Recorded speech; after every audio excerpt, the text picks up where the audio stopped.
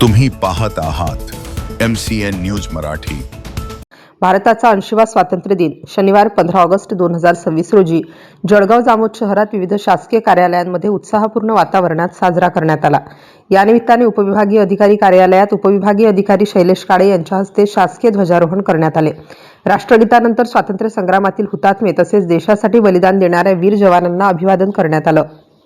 यावेळी तहसीलदार पवन पाटील, मुख्याधिकारी डॉक्टर सूरज जाधव, तालुका कृषी अधिकारी रमेश जाधव, नायब तहसीलदार BS किटे, सहायक महसूल अधिकारी सत्यविजय जाधव, मंडळ अधिकारी विजय शिंदे, ग्राम महसूल अधिकारी विशाल शिंदे यांच्यासह अधिकारी व कर्मचारी उपस्थित होते।